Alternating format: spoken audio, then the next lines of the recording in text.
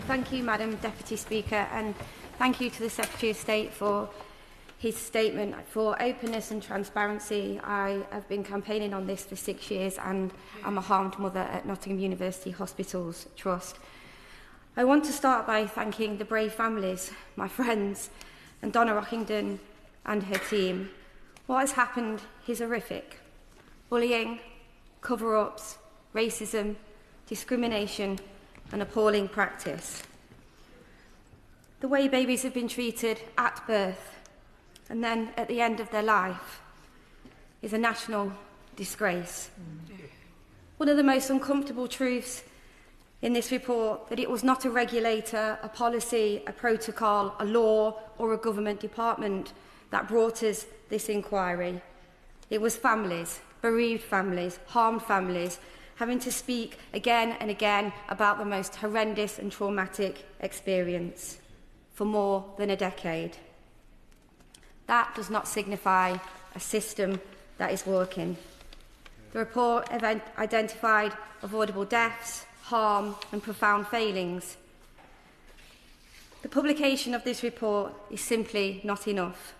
What is required now is action, accountability and change.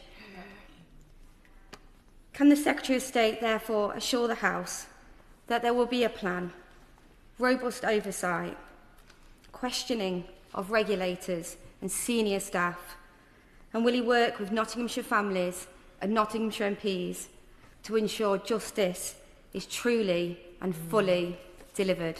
Thank you. Secretary of State. I thank my honourable friend for her questions, and let me put on record again how much I have appreciated her advocacy, her support, her sharing of her own experience and her standing up for so many hundreds of families in the area where she represents. Her contribution is invaluable to this most important work that we are doing as a government. And I think that when she spoke, she talked about families driving this report, that families being those who have made sure this report happens. And she's absolutely right. And when I met some of those families last week in Nottingham, the feeling I left with, as well as feeling numb at the depth and the breadth of the pain, was also a sense of almost exhaustion at having fought for so long to be listened to and to get this into the open. I think our responsibility as a government and as an MPs is to say that now it is out in the open, now all of this is for all of us to see. We all bear a responsibility to help them carry this forward, and that is a responsibility I take with the utmost of seriousness. My honourable friend asked about a plan to change maternity services in Nottingham and across the country. There will be specific local recommendations in Nottingham, and I'm meeting the Chief Executive of the Trust next week to pick that up directly with him.